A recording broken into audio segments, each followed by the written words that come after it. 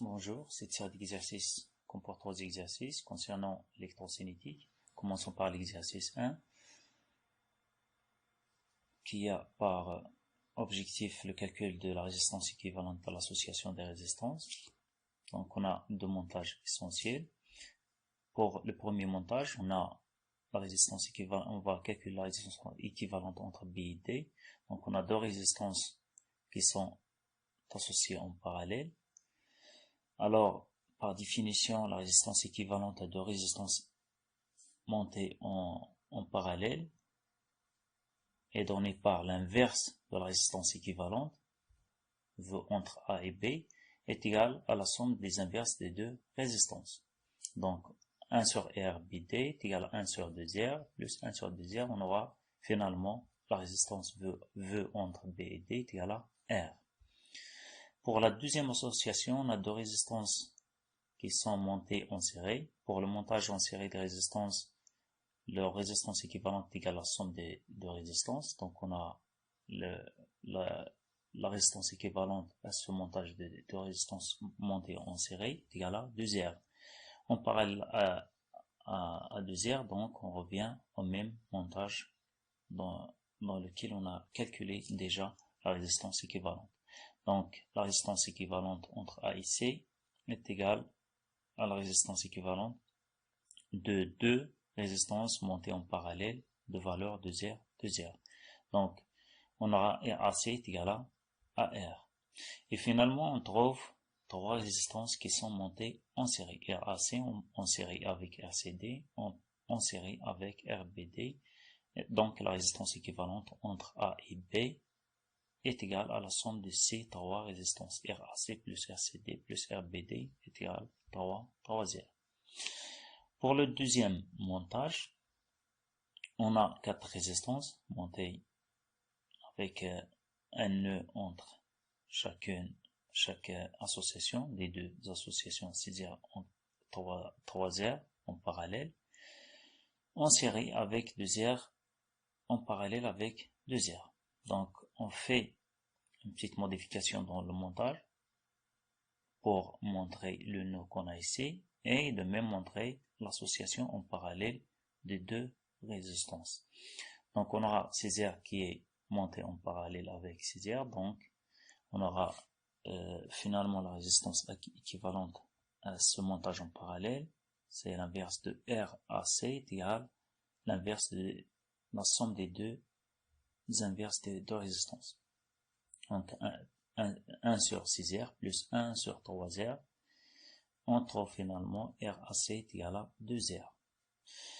Pour la résistance équivalente V entre B et C, l'inverse de 1 sur RBC est égal à 1 sur 2R plus 1 sur 2R, donc RBC est égal à finalement R. Donc on trouve finalement deux résistances qui sont montées en série.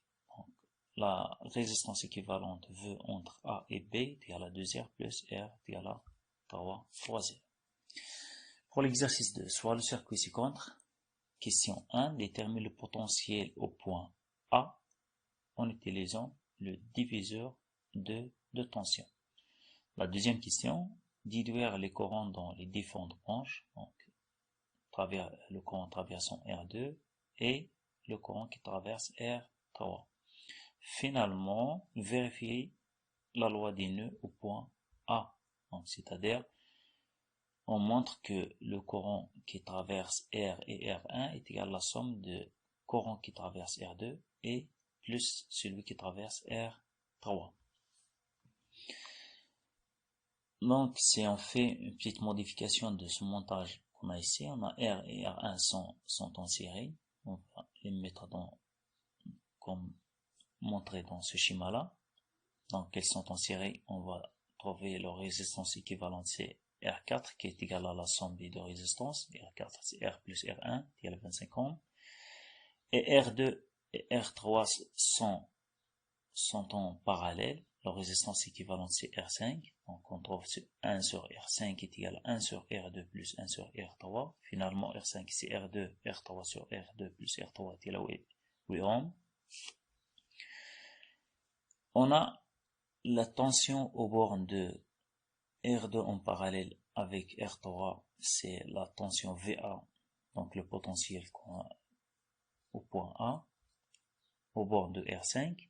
Donc si on applique le diviseur de tension, donc par définition le diviseur de tension, VA est égal à la tension au bord des deux résistances, CE, sur fois R5, la résistance au bord de laquelle on calcule la tension, c'est R5, sur la somme des deux résistances. Donc c'est VA est égal à E fois R5 sur R4 plus R5 est égal à 4,85 volts. Maintenant, on va calculer I2, I et 3. Donc, on connaît déjà VA au borne de R2, c'est le même au borne de R3. On va appliquer directement la loi d'Ohm. Donc, on a VA est égal à la résistance R2 fois E3. Alors, E3 est égal à VA sur donc c'est I2, mais c'est I2. Donc I2, CC et 3.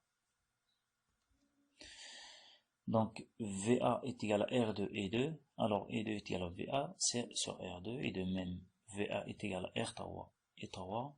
Alors E3 est égal à VA sur R3. Donc E2 est égal à VA sur E2 R2 et E3 VA sur R3. Donc on peut le calculer en utilisant la loi d'Ohm ou on peut utiliser de même le diviseur de courant. Donc I2 par diviseur de courant est égal à I1 fois R3 sur R2 plus R3. Le calcul du I1 pourra être calculé en utilisant la loi d'Ohm. On utilise la loi d'Ohm, plutôt la loi d'Emaille. Dans cette maille-là, on a VA plus E au borne de R4, c'est R1 plus R, moins E est égal à 0. On trouve que E au borne de R4, donc l'association en série de R et R1, est égal à E moins VA. Donc si on applique la loi d'Ohm à la résistance R4, donc on trouve que I1 fois R4 est égal à E. E est égal à R4 fois I1. Donc on trouve que I1 est égal à E sur R4 et E est égal à la différence entre E et VA. Donc E moins VA sur R4 sur R plus R1 est égal à 0,6,6 ampères. Et finalement, si on fait la somme de I2 plus I3, on trouve qu'elle est pratiquement égale à I1. Donc on a vérifié la loi de nœud. La loi de nœud à ce point-là. Ce nœud A, c'est un nœud. Par définition, un nœud, c'est l'interconnexion d'au moins 3 fils. Donc on a ce fil-là, celui-là, et ce troisième fil. Donc on a 3 fils qui sont interconnectés au point A. Donc c'est un nœud. Donc on a I1 est égal à I2 plus I3. Exercice 3, on considère le circuit ci-dessous. Identifier les nœuds du circuit, on déduire les équations liant entre les courants. Question 2, comptabilise les branches du circuit, on déduire les inconnus à déterminer. Troisième question, déterminer le nombre des équations issues de la loi d'Emaille. Quatrième question, calcule l'intensité de courant I en fonction de E, R et alpha. Cinquième question, détermine les valeurs de I1, I2, I3, I4. Calcule la puissance dissipée par effet Joule dans la résistance traversée par I. Donc I1, I2, I3 sont les courants qui traversent les différentes résistances. Question 1, identifie les nœuds de circuit en déduisant les équations liant entre les courants. On a par définition un nœud, c'est l'interconnexion entre 3 fils. Donc si on prend par exemple ce point-là, c'est l'interconnexion seulement de deux fils. Donc ce n'est pas un nœud. Alors pour le point A, il y a ce fil-là, celui-là et celui-là. Donc il y a 3 3 fils. B de même, il y a 3 fils. C, il y a de même 3 fils. Ce point-là reste le même puisqu'on a dit que la résistance de fil est supposée nulle. Donc ce point-là reste pratiquement le même que celui-là.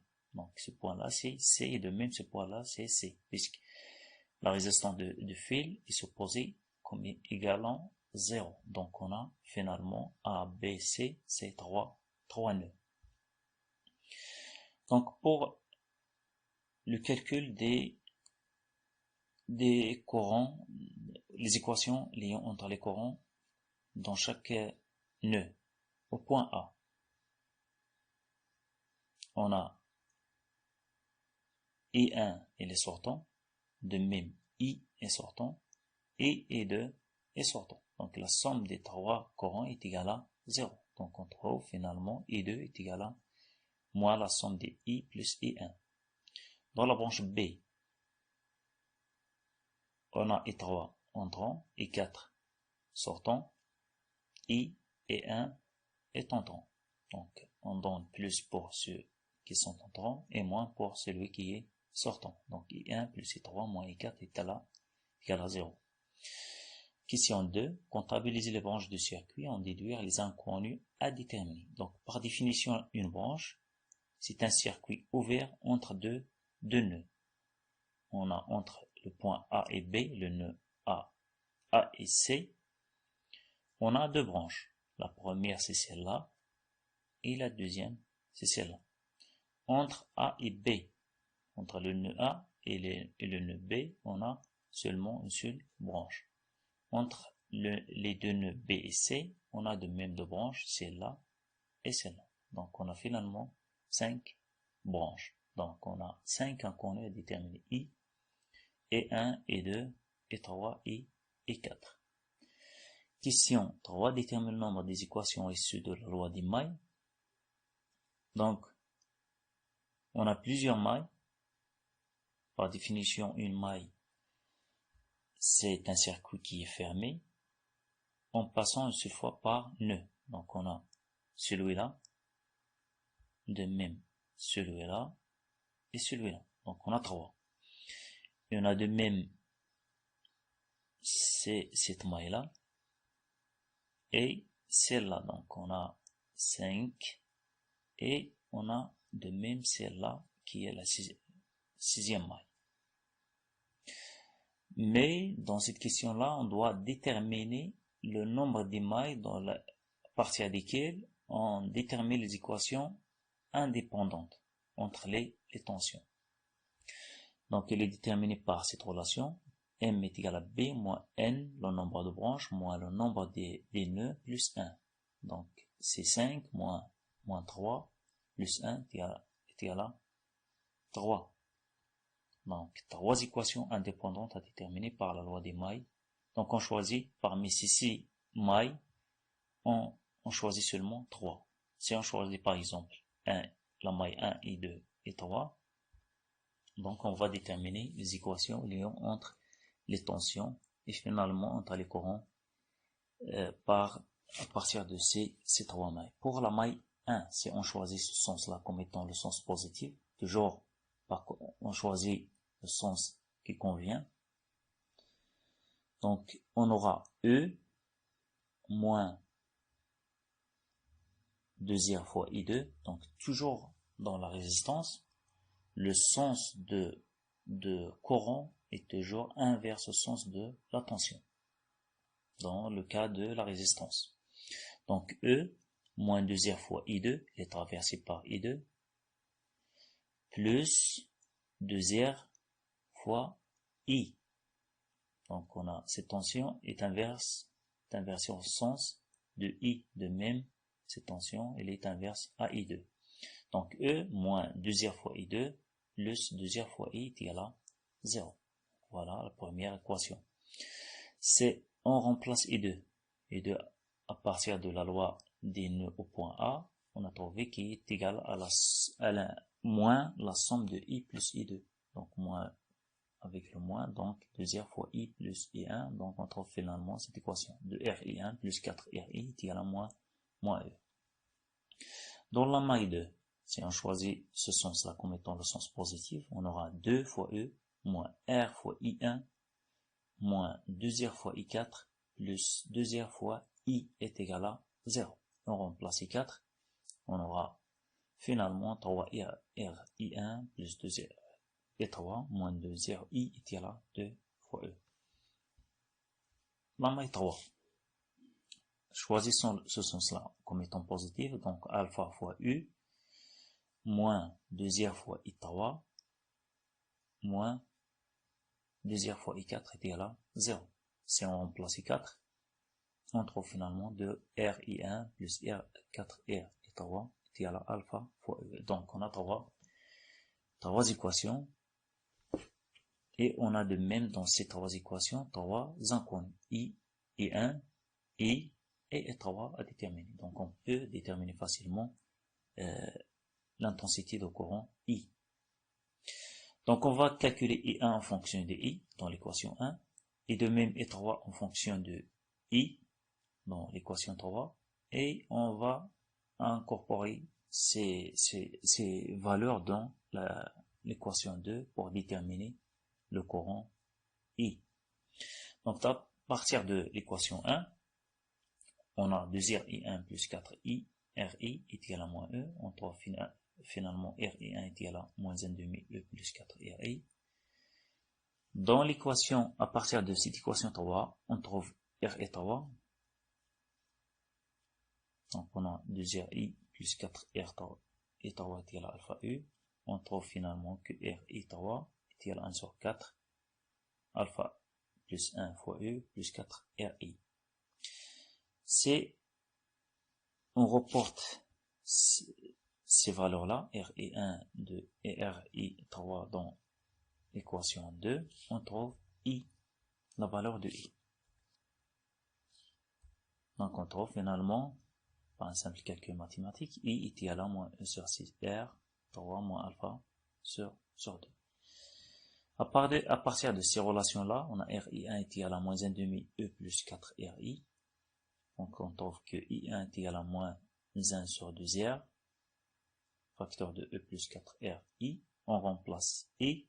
On trouve que I1 est égal à E sur 6R, 3 moins alpha. De même, I3, à partir de cette relation-là, on trouve que I3 est égal à 1 sur 4 R et R, facteur de alpha plus 1 U plus 4 I. On remplace I. On trouve que I3 est égal à E sur 12R, 4 alpha moins I3. À partir de la loi des nœuds, on a I4 est égal à I1 plus I3. On remplace I1 et I3, déjà calculé. On trouve que I4 est égal à E sur 12R, 2 alpha plus 3. De même, à partir de la loi des nœuds, on a I2 est égal à moins la somme de I plus I1. On remplace. On trouve que I2 est égal à alpha E sur 12R. Dernière question.